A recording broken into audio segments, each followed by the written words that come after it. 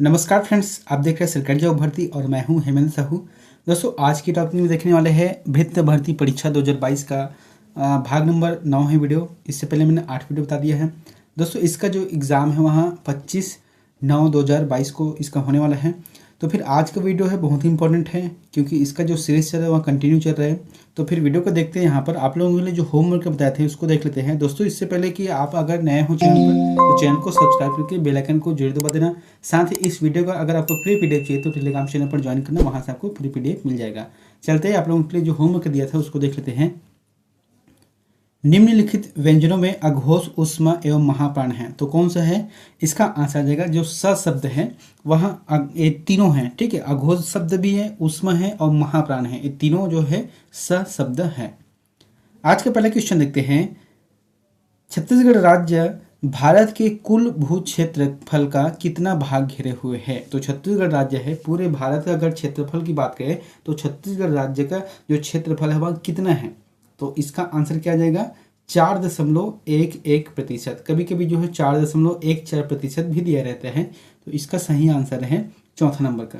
देखो, इसके बारे में हम देख लेते हैं। जो भारत है विश्व का, जैसे कि मान लो जो पूरा विश्व एरिया है, ठीक है, उसमें से भारत कितना है? भारत 2.11 क्षेत्रफल का है और उसमें से छत्तीसगढ़ जो है 4.11% में क्षेत्रफल है।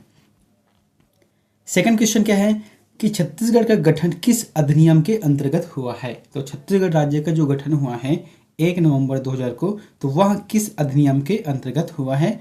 तो यहाँ पर जो ऑप्शन दिए गए हैं उसमें से सही है मध्य प्रदेश पुनर्गठन अधिनियम। मध्य प्रदेश पुनर्गठन अधिनियम के अंतर्गत जो है छत्तीसगढ़ का निर्माण किया गया है।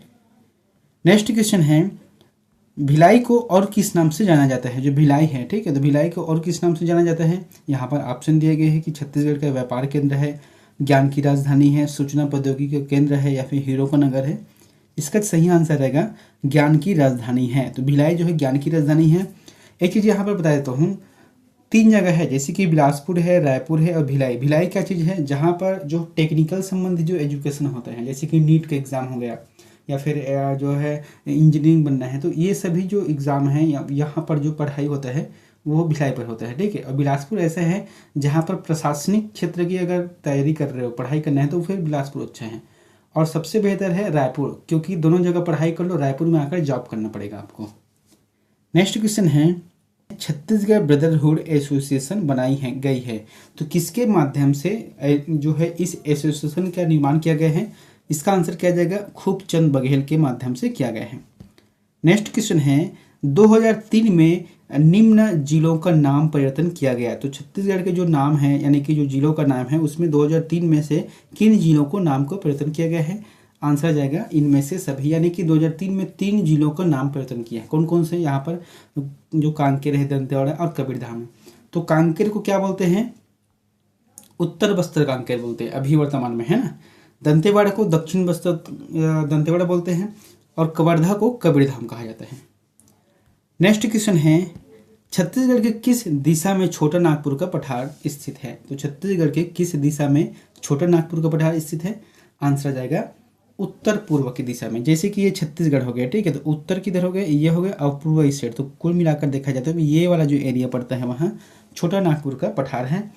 और जो छोटा नागपुर का पठार है वहाँ झारखंड है, उड़ीसा, बिहार और पश्चिम बंगाल के क्षेत्र में फैला है। तो फिर छत्तीसगढ़ का जो उत्तर पूर्वी एरिया है यह इसी क्षेत्र में आता है। नेक्स्ट क्वेश्चन है, निम्न में से कौन सा छत्तीसगढ़ के दंडकारण्य पठार का भाग नहीं? तो दंडकारण्य जो पठार है इसका भाग नहीं है। तो यहाँ पर क्या दिया गया है? जैसे कोटरी बेसिन बस्तर पठार है, अबूझमाड़ पहाड़िया है और सोन बेसिन है, यहाँ पर सोन आ जाएगा। तो इसका सही आंसर आ जाएगा 4th रहेगा। जो कि जैसे कि दंडकारण्य का पठार है, इसको जो बस्तर संभाग के अंतर्गत आता है। जैसे कि कोटरी बेसिन, तो कोटरी बेसिन क्या है? ये मोहला मानपुर राजनांदगांव से निकलती नदी जो कि इंद्रावती में जाकर मिल जाती है। कहाँ पर? बीजापुर में। तो ये क्या हो गया कि दंडकारण्य का पठार का एक भाग है। बस्तर का पठार ये भी आ गया और अबूझमाड़ की पहाड़ियाँ यानी कि जो नारायणपुर का क्षेत्रफल है ये भी आ गया। लेकिन जो सोन बेसिन है वहाँ नहीं आएगा, क्योंकि सोन बेसिन जो है जो सोन नदी और जो कि गंगा नदी में जाकर मिल जाती है, और छत्तीसगढ़ की अधिकांश नदियाँ यूपी के पास जो कि गंगा नदी में जाकर मिल जाती है, उसी को कहा गया है कि सोन बेसिन, जो कि छत्तीसगढ़ में यानी कि दंडकारण्य भाग का हिस्सा नहीं है।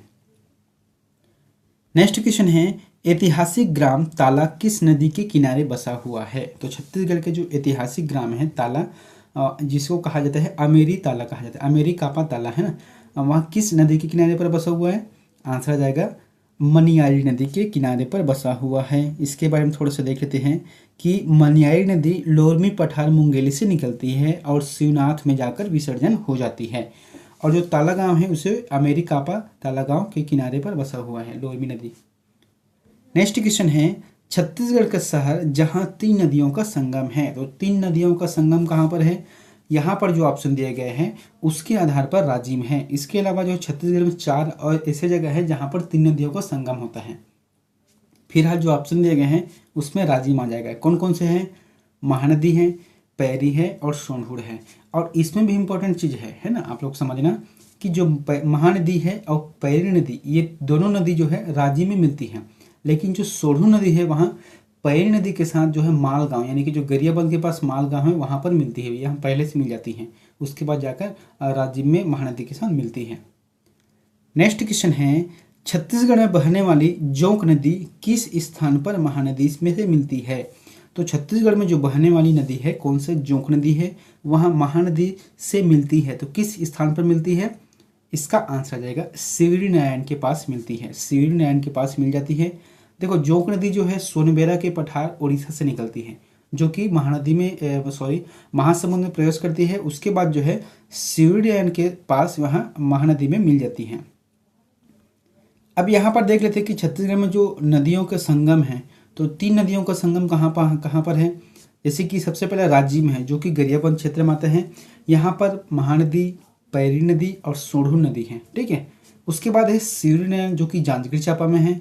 ये जो है महानदी प्लस जो शिवनाथ नदी है और जोंक नदी, ये 3 नदियों का संगम होता है। और जो चंद्रपुर है जो कि जांजगीर चांपा में है, जहाँ पर चंद्रहासिनी माता है, वो जो है महानदी और मान नदी और लात नदी, ये तीनों नदी हैं। और एक नदी और आता है जिसको जो है इसको एग्जाम में पूछा गया था 2008 के जो संयोजक मंडल है उसमें, कि खैरागढ़ राजनांदगांव के पास आमनेर और मुक्स्का और पिपरिया, ये 3 नदी है जिसका संगम होता है। नेक्स्ट क्वेश्चन है रक्सगंडा जलप्रपात किस नदी पर है। तो जो रक्सगंडा जलप्रपात है वहाँ किस नदी पर है, इसका आंसर क्या आ जाएगा, रेंड नदी पर है ना, रेंड नदी पर है रक्सगंडा जलप्रपात बनता है। और जो रक्सगंडा जलप्रपात है वहाँ सूरजपुर में है, जो कि रेंड नदी पर बनता है। अभी वर्तमान में इसका रिहन नदी के नाम से भी जाना जाता है। नेक्स्ट क्वेश्चन है आयुर्वेद के क्षेत्र में स्थापित छत्तीसगढ़ राज्य अलंकरण किसके नाम पर है। तो छत्तीसगढ़ में जो अलंकरण दिया जाता है आयुर्वेदिक के क्षेत्र में या फिर आयुर्वेद के क्षेत्र में, वह किस नाम से है। तो इसका आंसर आ जाएगा धन्वंतरी। तो प्रतिवर्ष जो 1 नवंबर को घोषित करते हैं धन्वंतरी पुरस्कार, वहाँ किस क्षेत्र में है, स्वास्थ्य के क्षेत्र में दिया जाता है। और इस बार 2021 में किसे दिया गया है, यहाँ पर मैंने भी लिख दिया है कि इस बार जो है डॉक्टर KV श्रीनिवास राव को दिया गया है, जो कि रायपुर के डॉक्टर हैं। नेक्स्ट क्वेश्चन है निम्नलिखित में से कौन सा वन प्रकार छत्तीसगढ़ में सबसे विस्तृत है। तो छत्तीसगढ़ में सबसे विस्तृत जो है कौन सा वन का प्रकार है, इसका आंसर आ जाएगा साल आ जाएगा, है ना। साल वनों का जो है प्रकार यहाँ पर छत्तीसगढ़ बहुत है। अगर क्षेत्र की बात करते हुए बस्तर का क्षेत्र है, यानी कि बस्तर साल वनों का द्वीप कहा जाता है, साल वनों का द्वीप बस्तर है। इसको प्रश्न बनता है, इसको पूछे भी जाते हैं। और जो खुरसल घाटी है वहाँ पर उच्च किस्म के साल वृक्ष पाए जाते हैं। नेक्स्ट क्वेश्चन है इस राज्य के निम्न में से कौन सी धातु कला लुप्त मोम पद्धति से तैयार की जाती है। तो जो मोम पद्धति से तैयार की जाती है छत्तीसगढ़ की जो धातु कला है वह किस नाम से है, उसे कहा जाता है घड़वा कला, उसे घड़वा कला कहा जाता है, ठीक है। यहाँ पर मैंने लिख दिया है कि जो घड़वा शिल्प बस्तर के घड़वा जाति द्वारा की जाती है और इसे धातु की मूर्तियाँ मोम या क्षय संयोजन पद्धति से निर्मित की जाती हैं। नेक्स्ट क्वेश्चन है कुडास और किसान निम्न में से किस जनजाति की उपजातियां हैं। तो जो कुडास और किसान जनजाति है वहाँ किस जो जनजाति के उपजनजाति है, इसका आ जाएगा उराव जनजाति, है ना। उराव जनजाति के जो है उपजातियां हैं ये। नेक्स्ट क्वेश्चन है राज्य किस दिवस को राजभाषा दिवस मनाया जाता है। तो छत्तीसगढ़ राज्य में किस दिवस को राजभाषा दिवस के रूप में मनाया जाता है, इसका ऑप्शन क्या है, 1 नवंबर, 4 जुलाई, 28 नवंबर या फिर 29 अक्टूबर। तो इसका सही आंसर आ जाएगा 28 नवंबर को आ जाएगा, है ना। सरकार ने 28 नवंबर 2007 को छत्तीसगढ़ी को राजभाषा का दर्जा प्रदान दिया। नेक्स्ट क्वेश्चन है, छत्तीसगढ़ व्याकरण में तत्पुरुष समास का उदाहरण है। तो छत्तीसगढ़ी व्याकरण में, जो छत्तीसगढ़ी व्याकरण है उसमें तत्पुरुष समास का उदाहरण कौन सा है? जैसे कि यहाँ पर है कुलबोरू, है ना, यहाँ पर थोड़ा मिस्टेक हो गया है, कुलबोरू आ जाएगा। और एक है गौरा गौरी, एक है मुरलीधर और एक है चरगुड़िया। तो इसका सही आंसर आ जाएगा, तत्पुरुष समास का उदाहरण है कुलबोरू। कुलबोरू मतलब कुल को डुबोने वाला, है ना, तो कुल को डुबोने वाला तत्पुरुष समास है कुलबोरू। और जैसे कि यहाँ पर गौरा गौरी है तो ये द्वंद्व समास है छत्तीसगढ़ का। मुरलीधर है तो ये कर्मधारय समास है। चरगुड़िया है तो ये द्विगु समास का उदाहरण है। नेक्स्ट क्वेश्चन है, शरीर को गीले कपड़े से पोंछना छत्तीसगढ़ी में क्या कहलाता है? तो छत्तीसगढ़ी में क्या कहा जाता है? जैसे कि शरीर को गीले कपड़े से पोंछना है उसे कहा जाता है अंगोछना, अंगोछना कहा जाता है ना। जैसे कि बच्चे लोगों को नहलाते नहीं है तो उन लोगों को क्या करते हैं कि गीले कपड़े से, गर्मा गीले कपड़े से पोंछते हैं, उसी को कहा गया है कि अंगोछना है। नेक्स्ट क्वेश्चन है, पेट मारना का अर्थ क्या होगा? तो छत्तीसगढ़ी में क्या लिखा है? पेट मारना का अर्थ क्या होगा? इसका आंसर आ जाएगा जीविका छीनना। जीविका छीनना मतलब पेट मारना है। नेक्स्ट क्वेश्चन है, निम्न में से भिन्न है, यहाँ पर जो 4 ऑप्शन दिए गए हैं उसमें भिन्न कौन से देखना है। जैसे कि अरमपपई, बोइर, कलिंदर और नार, इसमें से जो अलग है वहाँ नार है। जैसे कि अरमपपई, बोइर और कलिंदर ये क्या है? फल की श्रेणी में आता है। और नार क्या है? वहाँ पेड़ है ना, जो शाखा वाला पेड़ है, तो ये जो है अलग है इससे। नेक्स्ट क्वेश्चन है, दयानंद सरस्वती द्वारा स्थापित है, तो कौन से यहाँ पर जो 4 ऑप्शन दिए गए हैं, ब्रह्म समाज, आर्य समाज, प्रार्थना समाज और जो है बहुजन समाज, तो इसका आंसर जाएगा आर्य समाज। आर्य समाज जो है दयानंद सरस्वती द्वारा स्थापित की गई है। और कब किया गया है? 10 अप्रैल 1875 में मुंबई में किया गया है। और किसके द्वारा? दयानंद सरस्वती द्वारा किया गया है। नेक्स्ट क्वेश्चन है, 1857 की विद्रोह के समय भारत का गवर्नर जनरल कौन था? बहुत ही अच्छा क्वेश्चन है कि जो 1857 की विद्रोह हुआ उस समय भारत का गवर्नर जनरल कौन था? आंसर आ जाएगा लॉर्ड कैनिंग था। नेक्स्ट क्वेश्चन है, 1857 में भारत में हुए विद्रोह को एक नेता तात्या टोपे का मूल नाम क्या था? यानी कि जो 1857 में जो विद्रोह हुआ था उसमें से एक नेता के नाम क्या था? तात्या टोपे, जो कि झांसी की रानी की जो सहयोगी थे, है ना। तात्या टोपे जो है झांसी की रानी कौन है? लक्ष्मीबाई, उसके सहयोगी थे। तो उसका मूल नाम क्या था? ये प्रश्न पूछे भी जाते हैं। आंसर जाएगा रामचंद्र पांडुरंग। इसका आंसर जाएगा रामचंद्र पांडुरंग। दोस्तों, अगर वीडियो आप लोगों को अच्छा लग रहा है तो चैनल को प्लीज सब्सक्राइब कर देना और बेल आइकन को जरूर दबा देना। नेक्स्ट क्वेश्चन देखते हैं, किसने कहा था तुम मुझे खून दो मैं तुझे आज़ादी दूंगा? यानी कि तुम मुझे खून दो मैं तुम्हें आज़ादी दूंगा। इसका आंसर आ जाएगा सुभाष चंद्र बोस ने कहा था। सुभाष चंद्र बोस ने कहा था कि तुम मुझे खून दो और मैं तुझे आज़ादी दूंगा। और कब कहा था?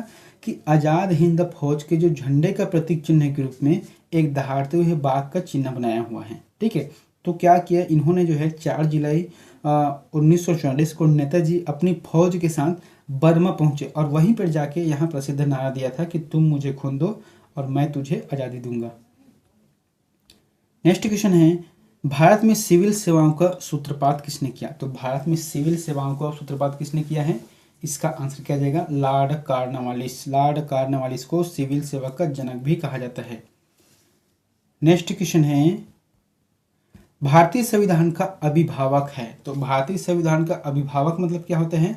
जो उसको संरक्षण देने वाला है ना। सामान्य शब्द में तो हम लोग बोलते हैं पिता को बोलते हैं अभिभावक। तो फिर भारतीय संविधान का रक्षा करने वाला कौन है? सर्वोच्च न्यायालय। सर्वोच्च न्यायालय जो है भारतीय संविधान का रक्षा करने वाले हैं। नेक्स्ट क्वेश्चन है, 1 रुपये के नोट पर किसके हस्ताक्षर होते हैं? अच्छा क्वेश्चन है कि 1 रुपये का जो नोट रहता है किसके हस्ताक्षर रहते हैं उसमें? तो इसका आंसर आ जाएगा वित्त मंत्रालय के सचिव। हालांकि अब जो है 1 रुपये का नोट बहुत कम देखने को मिलता है, छपता कि नहीं छपता ये तो पता नहीं, लेकिन इसमें जो है वित्त मंत्रालय के सचिव का हस्ताक्षर रहता है। और जो बाकी का नोट रहता है 1 रुपये से ज़्यादा, यानी कि 5 रुपये, 2 रुपये, 10 रुपये, 20 है, 50 है, 100 है, 500 है और 2000 के नोट में उसमें किसके रहते हैं? RBI के गवर्नर के रहते हैं।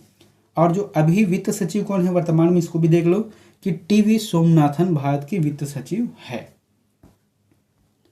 नेक्स्ट क्वेश्चन है, महात्मा बुद्ध का महापरिनिर्वाण कहाँ हुआ था? तो इसमें बोला क्या गया है कि महात्मा बुद्ध का जो महापरिनिर्वाण है यानी कि उसकी जो मृत्यु है वहाँ कहाँ पर हुआ था? इसका आंसर आ जाएगा कुशीनगर, कुशीनगर में हुआ था इसका जो है मृत्यु। और जो है इसके बारे में देखते हैं 483 में 80 वर्ष की उम्र में पूर्व कुशीनगर में हुई थी। इसका जो मृत्यु है जो कि महापरिनिर्वाण कहा जाता है इसे।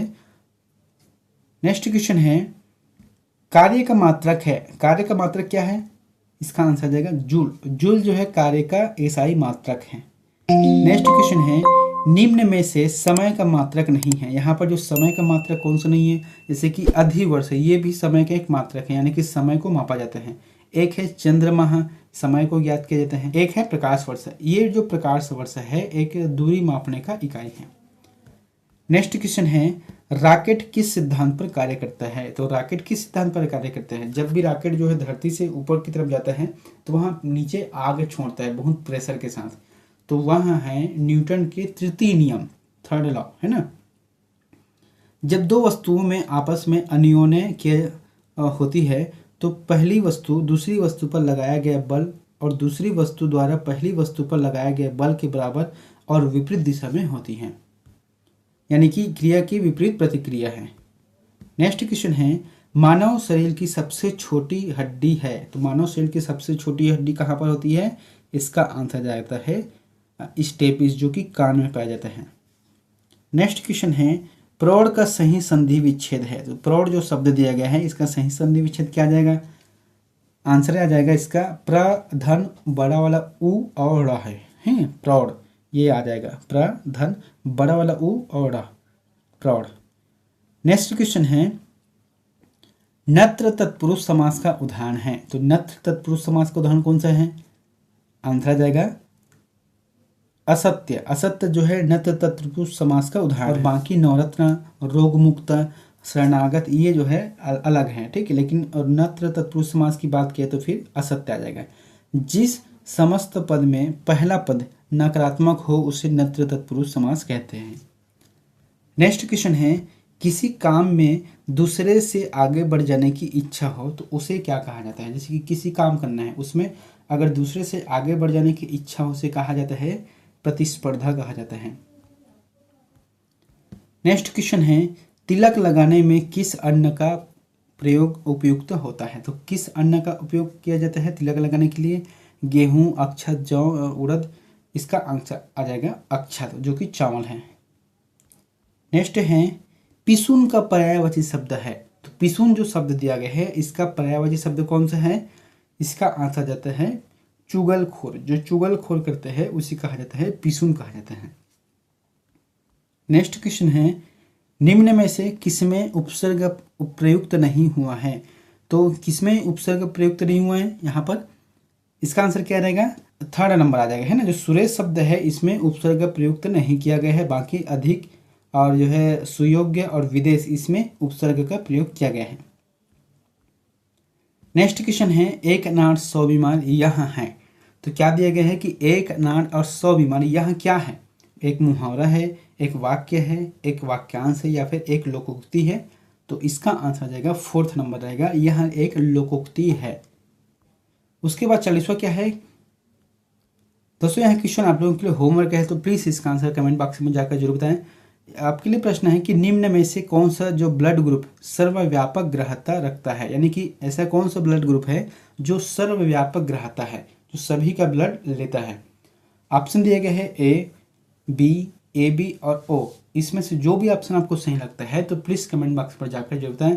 दोस्तों अगर वीडियो आप लोगों को अच्छा लगा तो प्लीज़ हमारे चैनल को सब्सक्राइब कर देना और बेल आइकन को जरूर दबा देना। मिलते हैं नेक्स्ट वीडियो में एक नई जानकारी के साथ। Thank you.